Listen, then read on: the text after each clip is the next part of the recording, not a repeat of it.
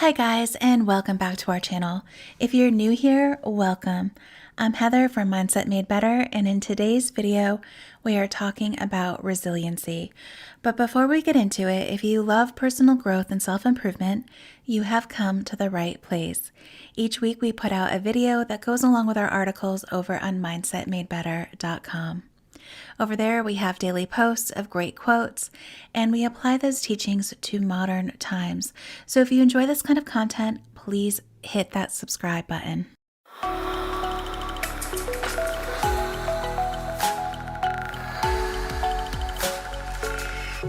Today's quote reads, "When the roots are deep, there is no reason to fear the wind." Knowing who you are and what you're made of, and what you're capable of can make you unstoppable. I've seen so many people go through horrific traumas and endure years of abuse, and they come out of it all, and you would never know how bad things were because they appear so strong. But what allows us to get through these difficult times and bounce back stronger is resilience. When we're resilient, it doesn't matter how strong the winds are. We stay there standing strong with roots completely in place, withstanding whatever may come. Facing challenges allows us to develop our own resiliency. Only in overcoming these challenges can we learn that we can actually overcome them and how incredibly resourceful we can be. It's often said that it's only in our darkest times that we're able to see just how much courage we have. When we're at our rock bottom, we learn more about who we are and what we're truly capable of than we ever do high on our mountaintops. And we take chances that we may never have taken before because we literally have nothing to lose. And the chaos of rock bottom and how we respond to it is what determines our outcome. When hardships and challenges come to us, we need to condition our minds to see it as an opportunity. And I know that's so much easier said than done when things have completely gone off the rails. But the truth is, sometimes how we tend to look at events that happen to us is more influential than what happens to us.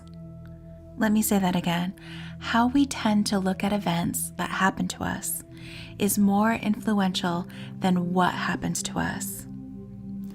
And how we respond to it is what determines our outcome. The same boiling water that softens the potato hardens the egg. It's all about what you're made of, not your circumstances. Life is 10% what happens to you and 90% how you react to it. Most of the time, we cannot control the hand that we've been dealt, but we can certainly choose how we play the game. One of my favorite quotes is, "A bird sitting on a tree is never afraid of the branch breaking.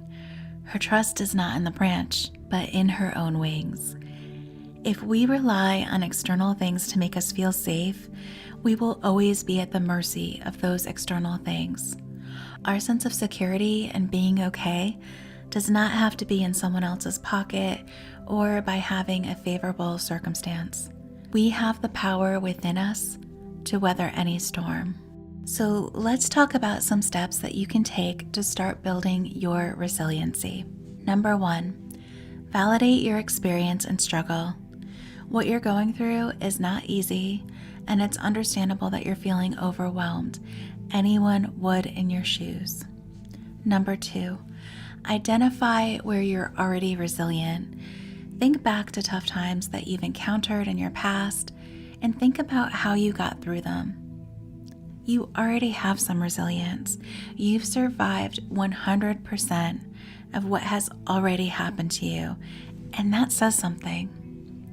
Number 3, change how you look at difficult situations.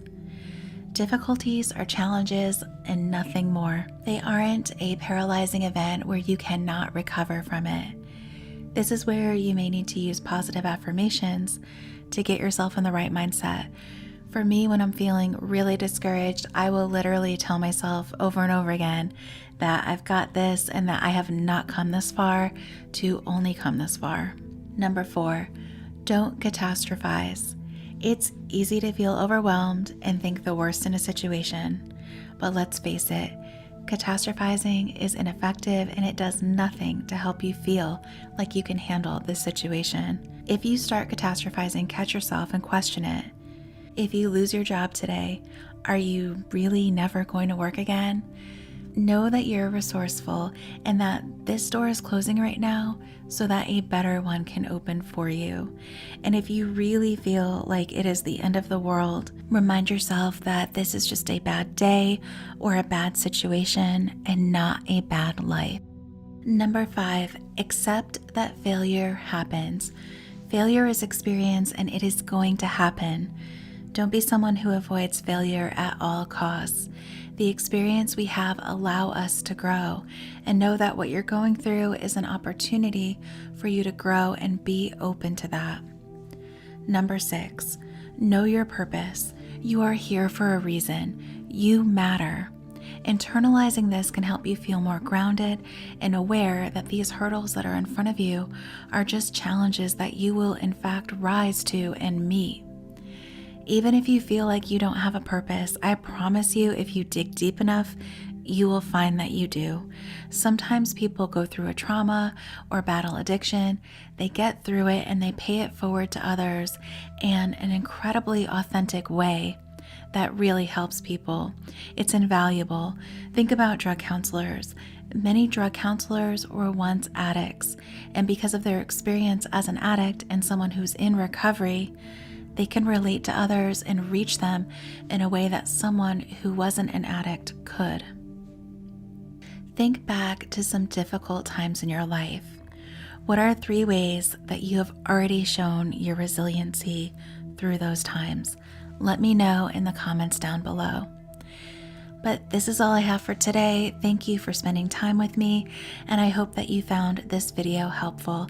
If you liked it, please give it a thumbs up and subscribe to our channel, and be sure to hit that notification bell so you don't miss any of our weekly uploads. Until next time, stay healthy, stay positive, and remember that how we tend to look at events that happen to us is more influential than what actually happens to us, and how we choose to look at it is 100% in our control. We'll see you next time.